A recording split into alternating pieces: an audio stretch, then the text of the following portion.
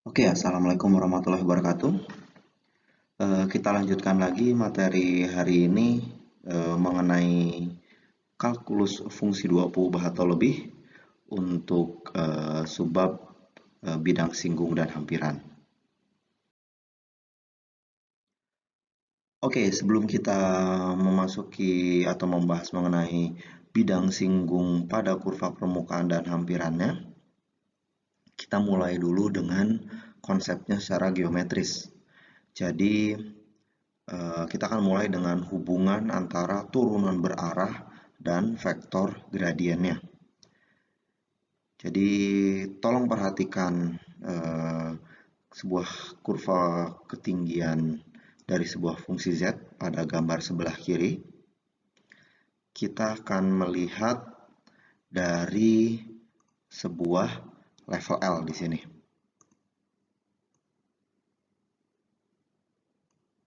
Oke. Di sini juga kita memiliki titik P, di mana titik P tersebut berada pada kurva tersebut pada ketinggian L ya.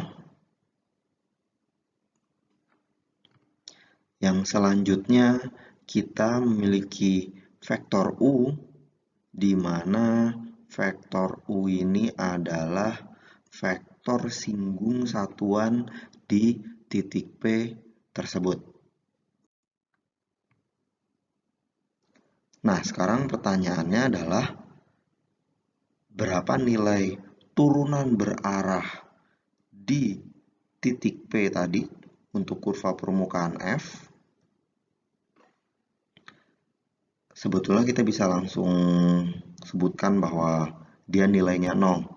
Cuman pertanyaannya mengapa? Atau dapat dari mana nilai 0 di sini?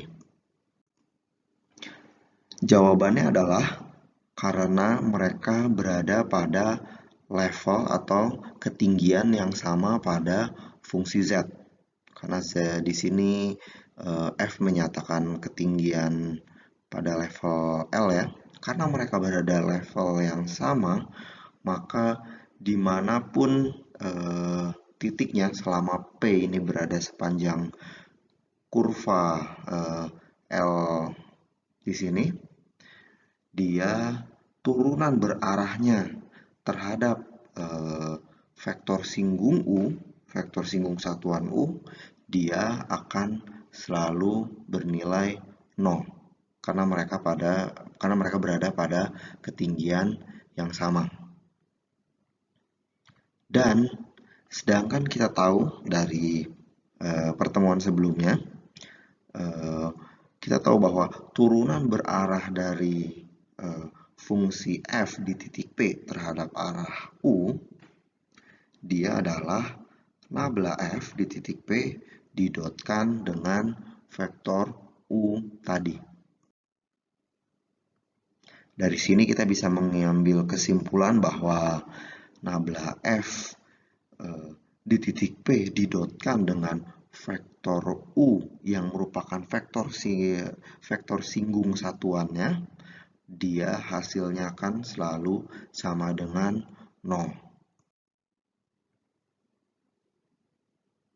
Maka dari itu, kita bisa mengambil kesimpulan bahwa nabla f di titik P selalu tegak lurus terhadap lengkungan L.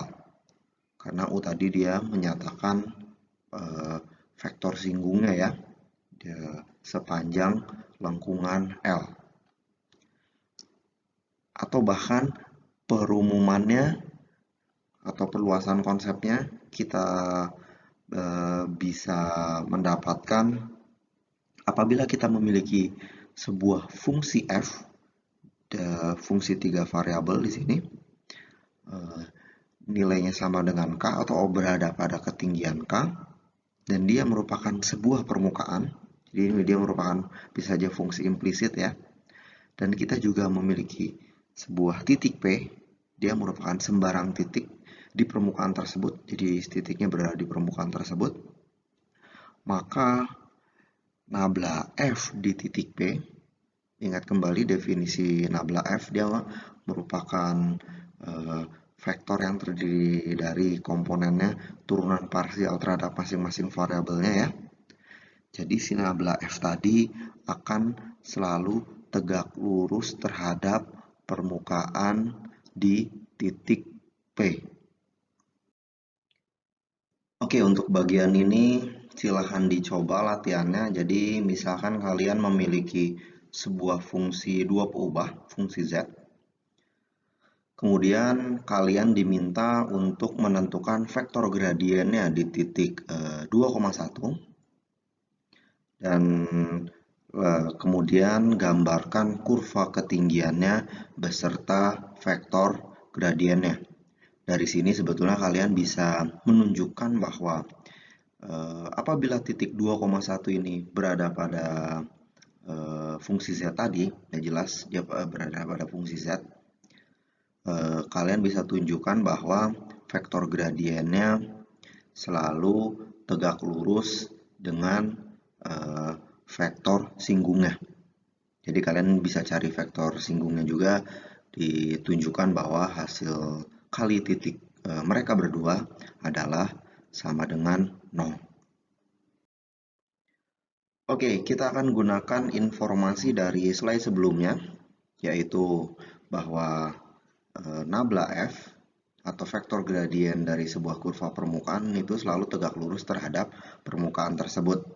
Jadi kita akan gunakan informasi tersebut untuk mencari persamaan bidang singgung di seluruh permukaan F.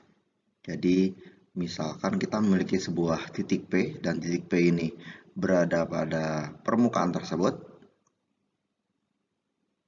kita akan mencari sebuah bidang singgung. Jadi di sini digambarkan dalam warna biru muda ya, yang melalui titik P atau menyinggung permukaan F di titik P. Nah, sekarang pertanyaannya bagaimana menentukan persamaan bidang singgung tersebut. Jadi langkah pertama adalah kita menentukan vektor gradiennya atau nabla F di titik P tersebut. Dan dari informasi di slide sebelumnya yang sudah kita bahas, kita tahu bahwa nabla F di titik P tersebut selalu tegak lurus terhadap permukaan F.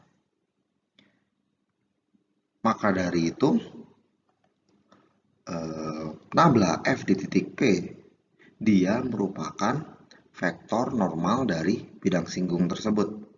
Ingat kembali, apabila kita ingin mendapatkan sebuah bidang di R3 atau ruang dimensi 3, kita membutuhkan sebuah titik. Di sini titiknya adalah titik P dan sebuah vektor normal, vektor yang tegak lurus terhadap bidang tersebut. Jadi di sini kita sudah mendapatkan vektor normalnya dan titiknya pun kita sudah ada. Langkah selanjutnya adalah kita bisa menetapkan sebuah titik Q, di mana titik Q ini sembarang pada bidang singgung tersebut. Dan apabila kita nyatakan vektor PQ, kita bisa menyatakan sebuah vektor PQ, dan apabila kita dotkan dengan nabla F, dia hasilnya akan selalu sama dengan 0. Karena kita tahu bahwa Q dia selalu berada pada bidang singgung tersebut, atau vektor PQ di sini adalah seluruh vektor yang berada pada bidang tersebut. Dan dia jelas selalu tegak lurus terhadap vektor normalnya. Maka dari itu kita bisa mendapatkan persamaan bidangnya adalah sebagai berikut. Jadi nabla F di titik P didotkan dengan vektor PQ, di mana vektor PQ adalah titik Q dikurangi titik P. Dan ingat kembali bahwa nabla F di titik P adalah turunan parsial dari masing-masing variabelnya ya, komponennya merupakan turunan parsial dari masing-masing variabelnya. Dan hasil dotnya dengan vektor PQ adalah sama dengan 0. Oke, untuk bagian selanjutnya saya yakin ini akan jauh lebih mudah dibandingkan eh, di slide sebelumnya ya untuk menentukan bidang singgung. Jadi sekarang untuk permukaan, apabila si permukaannya dinyatakan dalam fungsi Z. Jadi Z-nya tidak termasuk dalam fungsi F besar tadi ya. Jadi seperti biasa, apabila kita mau menentukan si persamaan bidang singgungnya di titik P, jadi P berada di permukaan F, permukaan Z di sini. Jadi langkah pertama adalah kita harus menuliskan Z sebagai fungsi F besar, sebagai fungsi implisit. Jadi kita buat salah satu sisinya sama dengan 0.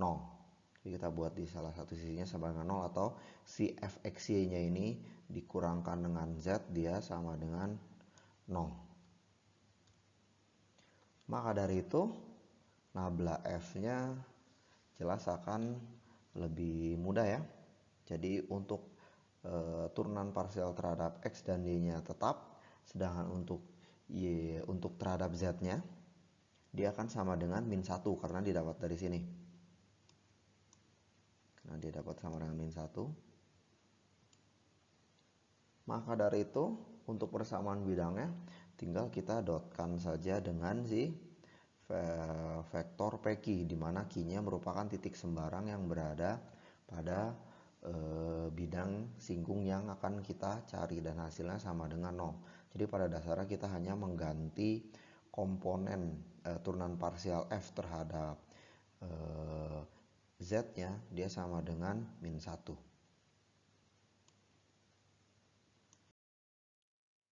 Oke, ini contoh soal latihannya untuk mencari persamaan bidang singgung terhadap sebuah kurva permukaan.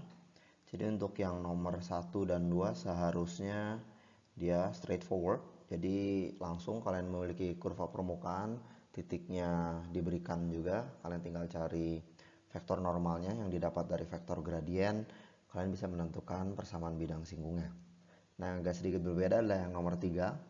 Jadi di sini kalian memiliki sebuah kurva permukaan, tapi dia harus sejajar, bidang singgungnya harus sejajar dengan bidang XOY. Hati-hati di situ ya. Berarti kalian bisa menentukan vektor normalnya kira-kira berapa dan titiknya berapa yang memenuhi. Jadi agak sedikit berbeda, cuman tolong dicoba ya. Oke, selanjutnya kita akan membahas mengenai konsep diferensial total dan aproksimasi dari fungsi dua peubah atau lebih ya. Jadi kita akan mulai dengan ilustrasi geometrisnya. Jadi tolong perhatikan gambar sebelah kiri. Di sini kita memiliki sebuah kurva permukaan Z. Dia merupakan fungsi dua peubah. Jadi misalkan kita memiliki titik X, Y yang berada di domain F. Nah, yang jadi masalah adalah bagaimana kalau kita mau menghitung suatu titik di domainnya tadi, X, Y, tapi ternyata titiknya ini sukar dihitung. Sukar di sini adalah kalian susah menghitungnya di atas kertas. Jadi kalian membutuhkan alat hitung, misalkan kalkulator. Jadi misalkan di ujian kalian disuruh menghitung nilai aproksimasinya. Nah, caranya adalah kalian harus memilih titik lain yang dekat di sini, yaitu titik x0, y0 yang mudah dihitung untuk mendekati nilai yang akan kita hitung, si x, y. Dekat dalam artian sedekat mungkin yang mudah dihitung. Jadi bisa saja atau mungkin ilustrasi analoginya seperti di fungsi satu peubah, kita memiliki deret Taylor atau konsep diferensial juga di sana. Jadi kita memiliki titik-titik yang mudah dihitung, misalkan ketika X yang sama dengan 0, X yang sama dengan 1, sama dengan 2, dan sebagainya. Jadi di sini kita memilih titik lain yang dekat tapi mudah dihitung. Dan secara umum sebetulnya di sini karena fungsi dua variabel, dia merupakan perumuman yang untuk satu peubah. Oke, karena di titik x0, y0 mudah dihitung, kita bisa mendapatkan nilainya ya. Nah, selanjutnya adalah kita mendefinisikan delta Z. Delta Z di sini merupakan selisih antara titik sesungguhnya, titik yang akan kita hitung, dikurangi oleh titik yang kita ketahui. Oke. Dan kalau kita memiliki delta Z, jelas kita juga memiliki delta X atau selisih lebar, dan delta Y selisih panjangnya ya, karena kita 3 dimensi. Nah, sekarang apakah delta Z ini dapat dihitung dengan mudah? Ya, jawabannya sudah pasti tidak. Jadi kenapa? Kita akan lihat di slide selanjutnya. Oke, karena menentukan delta Z tadi itu susah, maka dari itu kita akan melakukan pendekatan. Jadi pendekatannya di sini kita akan menggunakan diferensial, yaitu untuk menentukan si dz-nya. Bagaimana cara menentukan dz? Jadi yang pertama kita membutuhkan sebuah bidang singgung di titik yang mudah kita evaluasi tadi ya, di titik x0, y0. Selanjutnya adalah kita akan menentukan nilai di titik yang akan kita cari, tapi berada pada bidang singgung tadi ya. Jadi dia si x, y-nya berada pada bidang singgungnya, berada di sini. Nah, di sini kita akan memiliki dz, di mana dz itu merupakan perbedaan tinggi antara titik yang kita ketahui si x0, y0 dan titik pada bidang singgung tadi. Nilainya ya di sini perbedaannya tentu saja karena bidang singgung itu sifatnya linear, nilai dz dapat ditentukan dengan mudah. Dan ingat kembali proses aproksimasi, prinsip aproksimasi. Di sini delta z bisa didekati oleh dz yang merupakan diferensial total dari fungsi f. Oke, apabila kita memiliki titik x0, y0 dan titik x, y pada domain f, maka diferensial dari peubah x dan y-nya bisa dinyatakan sebagai berikut. Jadi untuk dx-nya akan sama dengan delta x dan sama dengan juga x min x0 ya. Begitupun sama untuk yang dy. Nah, sedangkan untuk peubah tak bebas z, nilai delta z dan dz di sini tidak sama. Nah, delta z di sini dinyatakan dalam perbedaan titik yang mau kita cari dikurangi oleh titik yang diketahui. Jadi yang pengen dicari di x, y yang diketahui adalah x0, y0.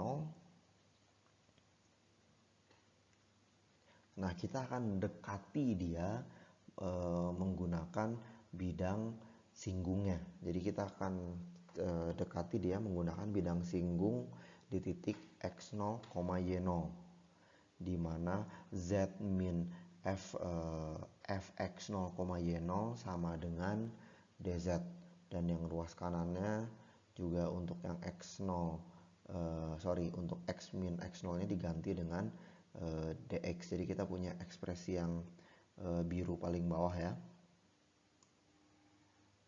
dan ini disebut dengan diferensial total dari fungsi f. Oke, maka dari itu kita bisa menyimpulkan kita memiliki ekspresi dari delta z adalah sebagai berikut. Jadi dia merupakan perbedaan nilai fungsi di titik yang mau kita cari dikurangi di titik yang lebih mudah kita evaluasi, dan juga kita memiliki dz di sini. yang merupakan persamaan bidang singgung di titik yang kita ketahui di titik x0, y0, atau disebut juga diferensial total dari fungsi f. Dan apabila f ini terdiferensialkan di lingkungan domainnya, terutama yang memuat titik-titik x0, y0 dan x, y, dan apabila x, y dan x0, y0 ini dibuat sedekat mungkin atau jaraknya mendekati 0, maka jarak antara delta z dan dz juga akan mendekati 0. Kenapa? Coba lihat kembali ilustrasi geometrinya. Jadi apabila titik x, y dan x0, y0 ini saling mendekat, jelas bahwa delta z dan dz juga mereka akan makin dekat. Dan untuk keperluan aproksimasi, maka kita akan memiliki ekspresi sebagai berikut. Jadi titik yang akan kita cari dikurangi titik yang kita ketahui di nilainya ya, dia akan sama dengan delta z. Dan karena delta z susah dihitung, maka kita dekati dengan dz, di mana dz ini sama dengan persamaan bidang singgungnya ya, di titik yang kita ketahui di x0, y0. Dan untuk lebih jelasnya, mungkin silahkan coba latihannya. Untuk yang nomor 1, kalian memiliki sebuah permukaan, fungsi permukaan z di sini. Tolong tentukan delta z-nya seperti apa. Ada di atas ya. Dan dz-nya juga seperti apa. Apabila dia berubah dari titik yang jauh lebih mudah dievaluasi ke titik yang jauh lebih sulit. Oke, jadi tolong nyatakan ekspresinya. Dan sebetulnya guna utamanya diferensial total dan konsep aproksimasi adalah untuk menghitung fungsi yang seperti ini. Jadi tolong hitung aproksimasi dari akar 3,9 dikali 9,1. Nah, kira-kira fungsinya fungsi apa yang akan kalian gunakan? Jadi dia akan fungsi akar dari x, x dikali y. Dan nanti kalian tentukan x0 nya berapa, y0 nya juga berapa. Nanti tentukan delta x nya berapa, delta y nya berapa. Kalian bisa mendapat hampiran yang dari sana sebetulnya. Oke, terima kasih untuk kuliah untuk bagian materi 1. Kita akan lanjutkan ke materi selanjutnya. Terima kasih.